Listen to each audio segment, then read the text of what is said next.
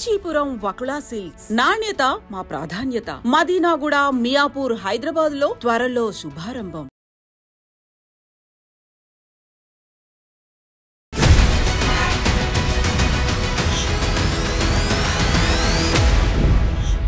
నమస్తే, welcome to I dream inside politics with Kavitha. Telangana Congress వ్యవహారాల ఇన్ఛార్జిగా మీనాక్షి నటరాజన్ని అధిష్టానం నియమించింది. ఇక్కడ నుంచి దీపాదాస్ మున్షి వెళ్ళిపోయారు. ఎందుకని ఇంత సడన్ డెసిషన్ తీసుకున్నారు?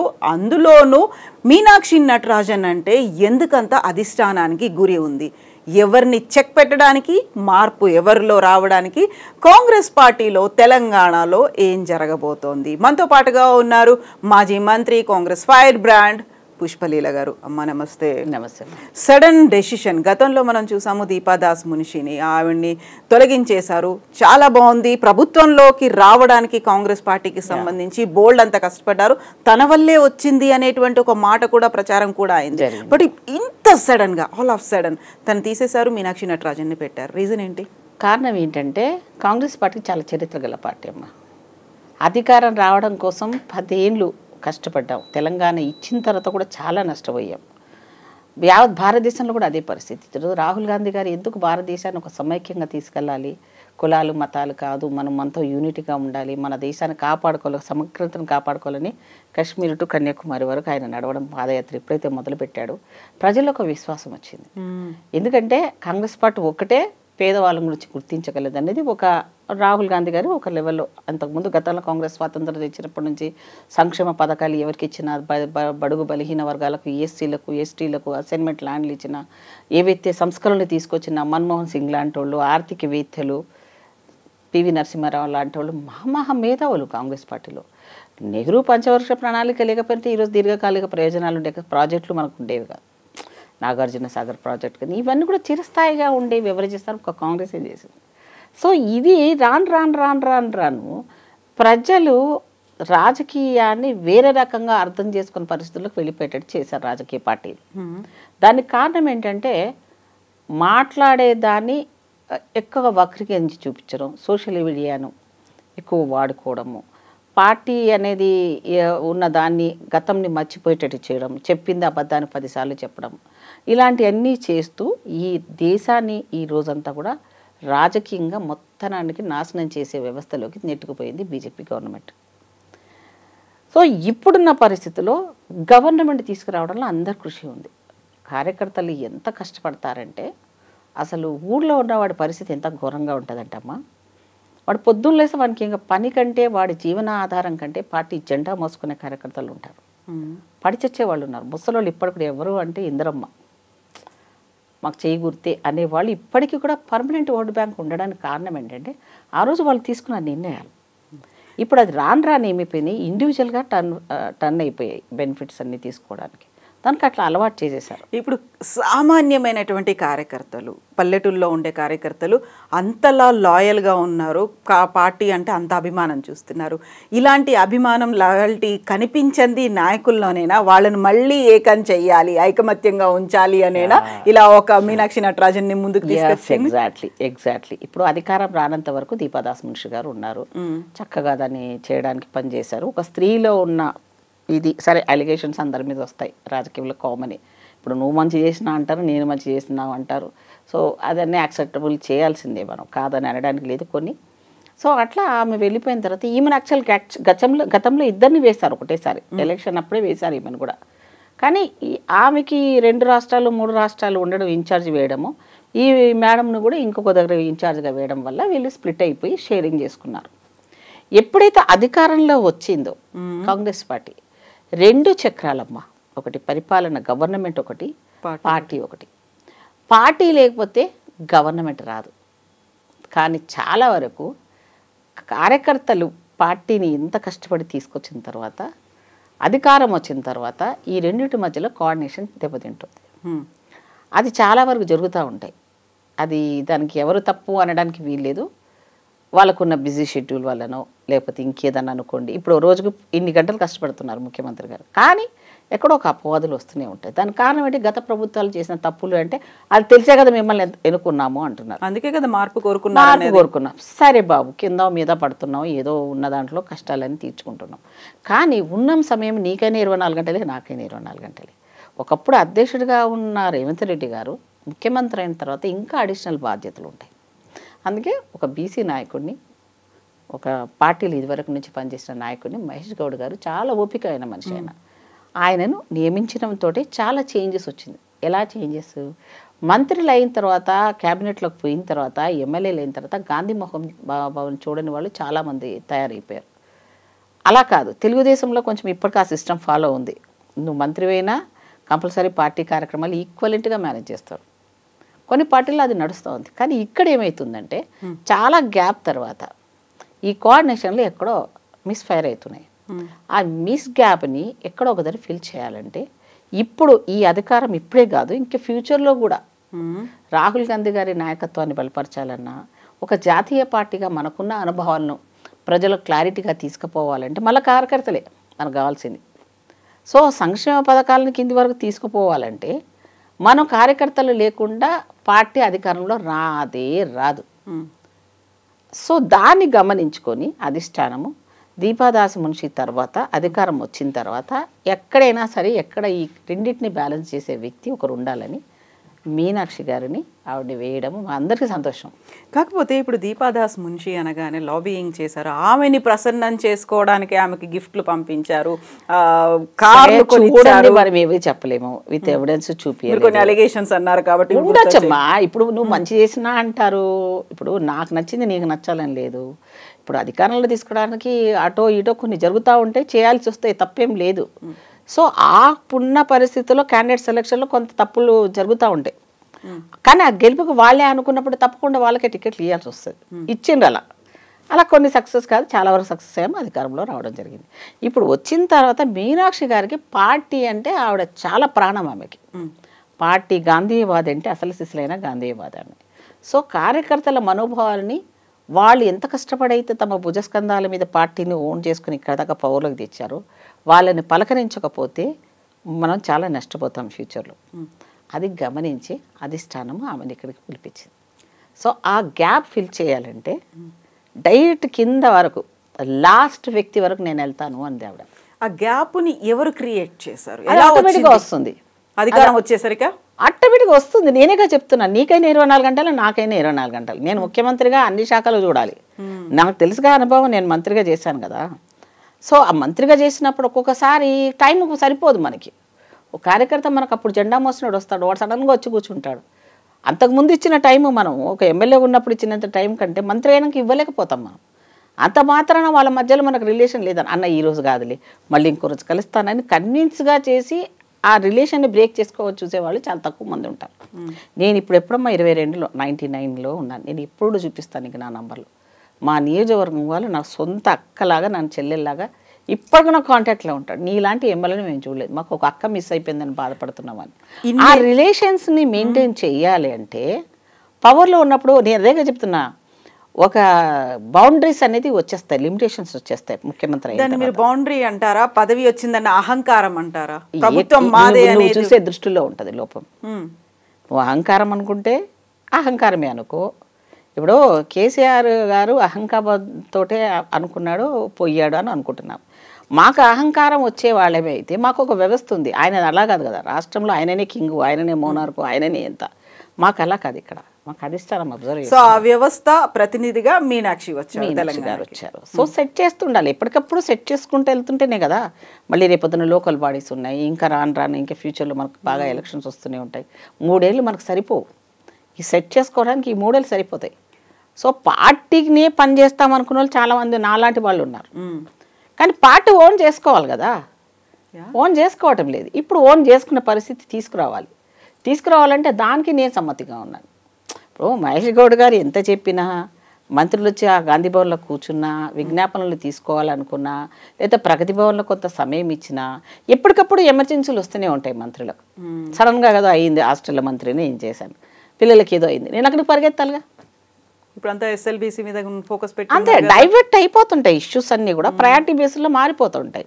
అప్పుడు ఆ ప్రయారిటీ బేస్లో ఉన్నప్పుడు ఇప్పుడు ఇంట్లో ఎవరు లేనప్పుడు ఇంట్లో పెద్దవాళ్ళు ఉంటారు, అవునా కదా? మనం ఎక్కడికి పోయినా మన పిల్లల్ని చూసుకుంటాలే, నువ్వు ఆ ఎమర్జెన్సీ నువ్వు వెళ్ళిపోతావు, నేను ఉండట్లేదమ్మా మీరు చూసుకోండి అని వెళ్తావు. అట్లాగే పార్టీ అనేది ఒక పెద్దవాళ్ళలాగా. ఇప్పుడు మేము ఆ పనిలో బిజీ ఉన్నా మీరు పార్టీని చూసేవాళ్ళు కొంతమంది ఖచ్చితంగా ఉండాల్సిందే. ఇప్పుడు గ్యాప్ రావడమే కాదు, ట్రాక్ కూడా తప్పుతోంది అనేటువంటి ఒక ఆలోచన అధిష్టానానికి వచ్చింది, అందుకే సెట్ రైట్ చేయడానికి. అంటే ఇప్పుడు మీరు తమ్ములేని ఏది పెడతారో నాకు తెలియదు, కానీ కొంత గ్యాప్ అయితే వస్తుంది. అంటే ఇప్పుడు ట్రాక్ అనేది కూడా నేను అంటున్నాను, ఎందుకంటే తప్పుతుంది, న్యాచురల్గా తప్పుతుంది అంటున్నా. నేనే చెప్తున్నాను కదా తల్లి, నేనే చెప్తున్నాను. మనము మన చేతిలో ఉండదు. ఇప్పుడు నేను ఒక మంత్రిని అయ్యాను తల్లి, అంతకుముందు మేము ఇంట్లో నలుగురమే. నాకు ఎంత టైం ఉండేది పండుగలు చేసుకోవాలన్నా, కొంతమంది ఎవరైనా వస్తే వంట చేసి పెట్టుకోవాలన్నా, నా పిల్లలతో గడపాలన్నా, ఓ హాలిడేస్ సాటర్డే సండేలో నాకు ఉండేది. ఎప్పుడైతే నేను ప్రజల మనిషి అయిపోయానో నాకు ఆ పండుగలు కూడా లేవు, మర్చిపోయాం మేము. ఇంకా 22 ఏళ్ళ రెస్పాన్సిబిలిటీస్ మారిపోతున్నప్పుడు మన ఇంట్లో ఉన్న ప్రాక్టీస్ తగ్గిపోతాయి, మన పిల్లలు మన ఫ్యామిలీ అనేది తగ్గిపోతుంది ఆటోమేటిక్. నీ చేతులు ఏముండదు, నువ్వు నవ్వుతావు. ఇదే మినిస్టర్స్ క్వార్టర్స్ ఫస్ట్ మేమే ఎంట్రీ అందులో, చంద్రబాబు నాయుడు మాసప్ ట్యాంక్ ఇప్పుడు కట్టారు కదా, అందులో ఫస్ట్ మేమే ఎంట్రీస్ అక్కడ మంత్రులుగా, కొత్తవి మాకే. అంత మంత్రులు ఎక్కడో డిస్ట్రిక్ట్ వాళ్ళు అప్పుడు జాయింట్ కదా, సమైక్య కదా, ఎవరు అవైలబుల్ లేకపోతే నాకు క్వార్టర్ అందులోనే ఉంటుండే. ఎవరు రాకపోతే ఆ మంత్రులు ఎవరు లేనప్పుడు అందరు నా ఇంటి దగ్గరకు వచ్చేవాళ్ళు. పోతే నాకు ఓట్లు వేసిన నా కాన్స్టిట్యున్సీ వాళ్ళు కూడా పొద్దున్న 6 గంటలకు వెళ్ళి వచ్చేవాళ్ళు ఫస్ట్ బస్ ఎక్కి. మనం ఎప్పుడు పడుకుంటాము ఎప్పుడు లేస్తామనేది వాళ్ళకి అర్థం కాదు. వాడు ఒక బాధతో వచ్చినవాడు మీరు అవైలబుల్గా ఉన్నారా లేదా చూస్తాడు అంతే. ఒక్కసారి చూస్తాడు, రెండోసారి ఆమె పవర్ వచ్చినాక మనం ఎడగలుగుతుంది కదా, పడిపోయింది కదా అంటాడు. మగవాడి కంటే ఎక్కువ నిందలు ఆడవాళ్ళ మీదనే పడతాయి. ఒక్కోసారి అయితే నాకు ఫ్రస్ట్రేషన్ వచ్చేది, ఈరోజు ఆదివారం, ఈరోజు పండగ, ఇప్పుడు వినాయక చవితి ఉంది, లేకపోతే ఉగాది వచ్చింది, మనం బొబ్బట్లు చేసుకుంటాము, లేకపోతే ఉగాది పచ్చడి చేసుకుంటాము, పిల్లలకు మన చేతితో వండి పెట్టాలనేది మన సిస్టమ్. అది నువ్వు ఆ పండుగ రోజు కూడా నువ్వు మీటింగ్లు పెడతారు కొన్ని పార్టీలలో దరిద్రంగా. పండుగల పూట కూడా పెడితే దానికి విశేషం లేదు కదమ్మా. ఫ్యామిలీ కూడా ఇంపార్టెంట్ కదా. ఏ ఫ్యామిలీ లేకపోతే మనం ఈ బ్యాక్గ్రౌండ్ లేకపోతే, ఫ్యామిలీ అనే వ్యవస్థలు లేకపోయినంటే మనం సన్యాసులు ఏం కాదు కదా. సన్యాసి రూపాయలు వేసుకొని అన్ని రకాల పోలేదు కదా. మనము సంసార జీవితంలో నుంచి వచ్చే వాళ్ళు మనం సపోర్ట్ చేస్తేనే కానీ మనం ఈ సిస్టంలో వచ్చాము. మన మొత్తానికి వదిలి ఇప్పుడు నువ్వు ఉన్నావు జాబ్ చేస్తున్నావు, నేను రానిడు ఇంకా 4 షూట్లు ఉన్నాయి, మీరే వండుకొని మీరే తినండి అంటే ఒక రోజు చూస్తారో 2 రోజు చూస్తాం, వద్దమ్మా ఇంట్లో కూర్చో అంటాడు. నీ ఫ్యామిలీ నీ ప్రయారిటీ. అట్లే రాజకీయ వ్యవస్థలో ఇలాంటి వ్యవస్థ ఎలాంటిదంటే మొత్తానికే 24/7 A to Z. మేము అప్పుడు డైరెక్ట్ ఫోన్లలో మాట్లాడేవాళ్ళమమ్మ. ఇప్పుడు నువ్వు ఒక్కరికి కాల్ చేయి. ఇప్పుడు ఈ 10 ఏళ్ళ నుంచి, నాకు 22 ఏళ్ళ నుంచి, 99 నుంచి 2004 వరకే ఎమ్మెల్యేల చేతిలో ఫోన్లు ఉండేవి, మంత్రుల చేతిలో. రాత్రి 12ంటికి కూడా ఫోన్ చేశాడు, ఏందాకా అన్నాడు. ఆడు ఎందుకు మాట్లాడుతున్నా అర్థం కాదు. నన్ను ఇప్పుడు ఆడు పోలీసు వాడు తీసుకుపోయాడు, నువ్వు వస్తున్నావా లేవా అంటాడు. రాత్రి 12ంటికి ఫోన్ చేస్తాడు. ఆ రాత్రి 12ంటికి నేను మాట్లాడలేదు అనుకో, వాడు పొద్దున కల్లా కంపు లేపేస్తాడు. అప్పుడు మళ్ళీ నేను అంత రాత్రి ఫోన్ చేసి ఆ సీఐను, ఆ పోలీస్ స్టేషన్, వాడికి మొక్క దెబ్బ కొట్టకూడదు, నేను పొద్దున్నే వస్తున్నాను, వాడిని జాగ్రత్త పెట్టి నేను చెప్పి అట్లయితేనే వానికి అభయం. అట్లాంటి అష్యూరెన్స్ ఇచ్చేవాళ్ళు ఇప్పుడు ఎంతమంది ఎమ్మెల్యేలు ఉన్నారు. అసలు ఎమ్మెల్యేలు కాదు కదా, పిఏలు ఎత్తట్లేదు నంబర్లు. మంత్రుల కంటే ఎమ్మెల్యేల కంటే సిస్టంలోనే వీళ్ళ అలసత్వం వచ్చింది. ఈ అలసత్వం పోవాలంటే ముఖ్యమంత్రి లెవెల్లో ఆ అలసత్వాన్ని చేయడానికి ఆయన ప్రయత్నం చేయాలి. ప్రజల సమస్యలు చేయడానికి పార్టీ కార్యకర్తల్లో మళ్ళీ ఒక చైతన్యాన్ని, ఆ జోష్ని నింపాలి. అంటే మళ్ళీ అధికారాన్ని నిలబెట్టుకోవాలి భవిష్యత్తులో కూడా. మళ్ళీ ఈ దొంగల చేతులకు, ఈ కులాలు మతాల పట్ల ఉన్న వాళ్ళ దగ్గర పోకూడదు. అయితే ఇప్పుడు సీఎం రేవంత్కి చెక్ పెట్టడానికి అధిష్టానానికి, అందులో రాహుల్ గాంధీకి చాలా సన్నిహితమైన క్లోజ్గా ఉన్నటువంటి ఒక పర్సన్ని తీసుకొచ్చి పెట్టారు అనే మాట నిజంగా సీఎం రేవంత్కి చెక్ పెట్టడానికైనా మీనాక్షి? నువ్వు అవునన్నా కాదన్నా మొత్తం కొలాప్స్ అయిన సిస్టాన్ని నువ్వు తీసుకొచ్చినోడు హీరోనా కాదు? మేబీ నువ్వు సీనియారిటీ ఉంది, సీనియర్ పార్టీలో పనిచేశారు, తెలంగాణ ఇచ్చాము, మరి పార్టీ ఎందుకు అధికారంలో రాలేకపోయింది? సరే ఒక సాహసం చేశాడు, ఆ సాహసంలో ఏం చేశాడు అనేది మీకు అనవసరం. అధికారంలోకి వచ్చిందా, అధికారంలోకి తెచ్చాడా లేదా? మరి మీరు ఇన్ని రోజులున్న మీ అనుభవాలు, అలా నేను ఎవరిని కించపరుస్తలే. వాళ్ళంటే నాకు రెస్పెక్ట్, పెద్దవాళ్ళంటే. ఒక సిచ్యువేషన్ని, ఇప్పుడు దొంగకు దొంగ లెవెల్లో ఆన్సర్ చెప్పాలి, ఒక రౌడీకి రౌడీ దొంగలో ఆన్సర్ చెప్పాలంటే ఒక డైరెక్ట్గా సమవుజ్జులు, రాజకీయ యుద్ధంలో సమవుజ్జులతో ఉండాలి. రేవంత్ రెడ్డి మాటలు ఎలా ఉన్నాయి? కేసీఆర్ కౌంటర్ ఇచ్చిన మాటలు ఇచ్చాడా లేదా? ఆ మాటలేక కదా జనాలు నమ్మారు, అమ్మో గట్టోడరా నాయన అని. ఒక నమ్మకాన్ని క్రియేట్ చేయగలిగాడు లీడర్ అనేవాళ్ళు. ఆ లీడర్షిప్లోనే ఆయన ఈ కాంగ్రెస్ని తెలంగాణ ఇచ్చిందా అని, సోనియమ్మకి గిఫ్ట్ ఇవ్వాలి, మనం కష్టపడాలి అని ఆయన రాజకీయాల్లో మళ్ళీ ఈ పార్టీలకు రావడము, ఒక ముఖ్యమంత్రికి గెలవడం జరిగింది. ఇప్పుడు ముఖ్యమంత్రిగా చెక్ పెట్టాలి అంటే ఇంకెవరు ఉన్నారు నాకు ఆల్టర్నేటివ్ చూపి. గ్యాప్ అనేది బాగా వచ్చింది అధిష్టానానికి మధ్యలో. నీకు తప్పు ఉంది కదా అని వేలు నరుక్కుంటావా? ఇప్పుడు ఆల్రెడీ ఒక స్టేజ్కి తీసుకొచ్చి మనం పెట్టాం. ఇప్పుడు మళ్ళీ దీన్ని డౌన్ కావడానికి ఎవరైనా విశ్వ ప్రయత్నాలు చేస్తున్నా రాజకీయ పార్టీలు అంత తొందరగా ఆలోచించవు. అది నేషనల్ పార్టీ ఇంకా అంత తొందరగా ఇప్పుడు అనుకుందాం ఎవరో ప్రయత్నం చేస్తున్నారు, ఈయన పక్కన పెట్టాలనుకుంటున్నారు అనుకుందాం, ఊహకే. నెక్స్ట్ జరిగేది ఏంది ఒకసారి ఊహించుకో. ఫిక్షన్లు ఉంటారా ఎవరన్నా? నువ్వు పని చేయకున్నా రాయబోయి నా పార్టీ వస్తే చాలనుకునే కార్యకర్తలు ఉన్నారు. వాళ్ళకి ఏం సమాధానం చెప్తావు? నువ్వు నాకేం చేయకన్నా నా పార్టీ రావాలనేటోడు ఉన్నాడు, వాళ్ళకి ఏం చేస్తావు నువ్వు? సో ఒక పార్టీ లెవెల్లో ఒక ముఖ్యమంత్రిగా అధికారంలో తీసుకొచ్చిన ఆయనని అంత తొందరగా అధిష్టానాలు వదులుకోవు. ఇన్ కేసు ఏదన్నా ప్రాబ్లమ్స్ వస్తే లోపలికి మందలించి పంపిస్తారు నాకు తెలిసినంతవరకు. ఇన్నిసార్లు 36 సార్లు ఢిల్లీకి వెళ్ళినటువంటి రేవంత్ రెడ్డికి రాహుల్ గాంధీ అపాయింట్మెంట్ దొరకలేదు, అసలే కలవలేదు, దూరం పెట్టింది, ఆయన మీద నమ్మకం పోయింది. నేను ఏమంటున్నాను రా, ఈయనకు ఒక రాష్ట్ర ముఖ్యమంత్రి, ఈయన లాంటి ముఖ్యమంత్రులను ఆయనతో కలవాలనుకున్న వాళ్ళు, ఈయన లాంటి వాళ్ళు యావత్ భారతదేశంలో నేషనల్ రాజకీయాల్లో ఉన్న లీడర్ ఆయన. ఆయనకు నేను ఇదే మళ్ళీ అదే చెప్తున్నా, ఆయనకుండే టైం ఎంత ఉంటుంది? ఆయన ఎలా మాట్లాడగలడు, ఎంత మాట్లాడగలడు ఆయన? కాకపోతే తాము ఇచ్చినటువంటి తెలంగాణలో ప్రభుత్వాన్ని తీసుకొచ్చాడు, ఆ కాంగ్రెస్ పార్టీని అధికారంలో తీసుకొచ్చాడు, 1 ఇయర్లోనే ఆయనకు అపాయింట్మెంట్ ఇవ్వలేదు అంటే గ్యాప్ అనేది నేనే ఇవ్వను ఒక్కొక్కసారి.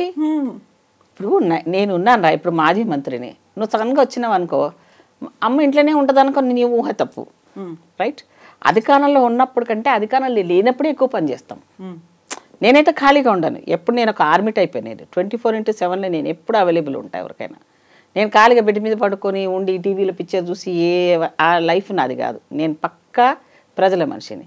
సో నీ ఊహలో నువ్వు ఏదైతే అనుకుంటున్నావో ఆ టైం వాళ్ళ అందుబాటులో ఉండాలి కదా. సరే ఈయనకు ఆపదతో ఆయన వెళ్ళాడు, మాకు రావాల్సినవి ఇప్పించండవునో లేకపోతే పార్టీలు ఏదో ఉందని అపాయింట్మెంట్ అడగడానికి వెళ్ళాడు అనుకోండి. అది కుదరలేకపోతే మా ఇంటి మనిషి అండి, మా ఇంట్లో సమస్య అది, మీరెవడు అడగడానికి? నీకు కేసీఆర్ కూడా ఫామ్ హౌస్లో కూర్చొని ఒక్కరోజు కూడా మనుషులను కలవలేదే, ఒకరోజు వచ్చి సెక్రటరీ కట్టినాక కూర్చోలేదే. కేటీఆర్ ఏమన్నాడు, మా నాయన కనిపించడు అవసరమా, మేము ఆఫీస్ రాకపోతే పనులు జరుగుతలేవా అన్నాడు. మరి వాళ్ళే ఇప్పుడు మళ్ళీ గోల పెడుతుండే ఎట్లా? మీరు ఎవరి కోసం కట్టించారు సెక్రటరియట్? ప్రజలకు అందుబాటులో ఉండే ఆఫీస్ అది, దాన్ని ఉపయోగించావా? ఏ ఎమ్మెల్యేలను అందుబాటులో దొరికారా? ఏ శాఖకి ఏం మంత్రో తెలుసా కేసీఆర్ గవర్నమెంట్లో? ఎన్ని అవకతవకలు ఈరోజు కాంగ్రెస్ పార్టీకి మాకు కేసీఆర్ తప్పిదాల్లో వాళ్ళ పిల్లల వల్లనే ఓడిపోయిందంటే కవిత వల్లనే ఓడిపోయిందనో కేటీఆర్ వల్లనే ఓడిపోయిందని ప్రజలందరికీ తెలుసు. వీళ్ళు చేసిన అరాచకాలు ఒకటి కాదుగా, దానితో హరీష్ రావు ప్రాజెక్టుల విషయంలో అందరు తలా ఇంత చేశారు కాబట్టి ఆయన ఏదో చేశాడంటే సంక్షేమం చేసి ఉన్నాడా అంటే ఆ సంక్షేమానికి ఎన్ని వేల కోట్లు దొబ్బి మీరేదో చిన్న చిన్నవి వేశారు, పేదవాడికి అందేటట్టు చేసినంటే కొంత పర్సంటేజ్ పోయింది అంతే. అది మొత్తం చేసేసినాడు, తెలంగాణ మొత్తం బంగారం అయిపోయిందండి. ఏం బంగారం ఉంది దోచుకొని మొత్తం దీని.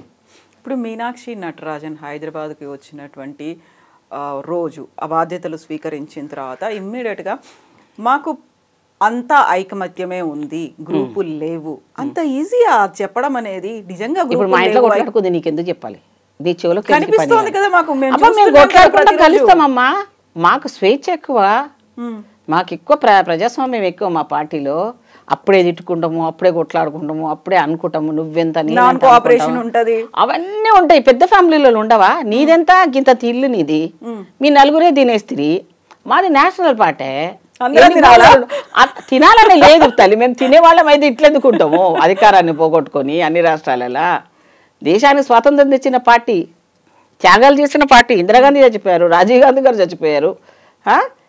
ఇంత సాక్రిఫైస్ చేసిన పార్టీలో ఎంతమంది మహానుభావులు మనకు స్వాతంత్రం తెచ్చినప్పటి నుంచి ఇప్పటివరకు కోల్పోయిన వాళ్ళం మేము. మీ ఫ్యామిలీలో కూడా చచ్చిపోయారా బాబు?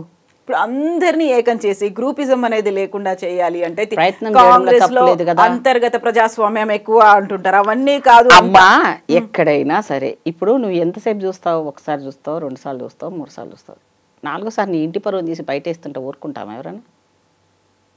అస్సలు ఒప్పుకోదు కాంగ్రెస్ పార్టీ. పిలుస్తుంది అక్కడి నుంచి, అర్జెంటుగా రమ్మంటది. ఆ మధ్యలో మంత్రి పదవి ఏమంటారు ముఖ్యమంత్రి కోసం గొడవలు పడ్డారు, ప్రెసిడెంట్ కోసం పడ్డారు. ఒప్పించుకొని ఒక మనిషిని నిర్ణయించి పంపించారా లేదా? మీరెవరు మాట్లాడొద్దు, నేను తీసుకున్న నిర్ణయం అని అన్నారు. వీళ్ళందరూ ఒప్పుకునేటట్టు చేశారా లేదా? అది అందరూ ఒప్పుకున్నారేమో కానీ నాన్ కోఆపరేషన్ అని ఉంది, టచ్ మీ నాట్ లాగా ఎక్కడ నాన్ కోఆపరేషన్ తల్లి? ప్రతిదానికి రేవంత్ రెడ్డి గారు మీరు వింటున్నారో లేదో, నేను ఇంతవరకు ఎప్పుడు చూడలే. పాపం సీనియర్స్ ని ఎక్కడ అఘోరపరచట్లేదు ఆయన. వెంట ఆయన కాదు సీనియర్సే ఈయన కోఆపరేట్ చేయట్లేదు. కోఆపరేట్ చేయండి, క్యాబినెట్ లో ఏ నిర్ణయం తీసుకున్నా అందరు కలిసే తీసుకుంటున్నారు కదా, అందరు కలిసే పోతున్నారు కదా. ఇప్పుడు ఆయన చెప్పిన పని వీళ్ళందరూ పోయి చేస్తున్నారు కదా.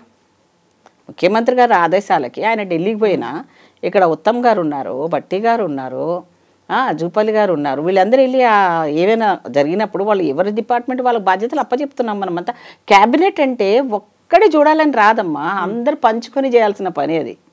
నువ్వు ఈ పని చేయి, నువ్వు ఈ పని చేయి, నువ్వు పని చేయి, అట్లా చేసుకుంటాం అంతేగాని అన్నిటికీ ముఖ్యమంత్రి రావాలంటే ఏడ కుదురుతుంది? సో రాజకీయాలు అనేది నేను చెప్పాను 2 బండి చక్రాలమ్మా, పార్టీ గవర్నమెంట్.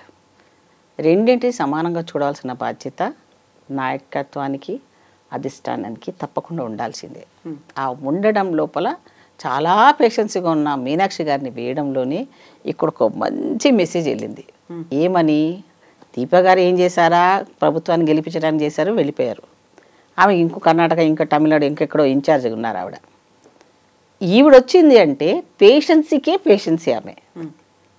సో ముఖ్యమంత్రి గారు మీ పని మీరు చూడండి, పార్టీ లెవెల్లో నేను చూసుకుంటాను, విమర్శలే వింటాను అనేది ఆవిడ.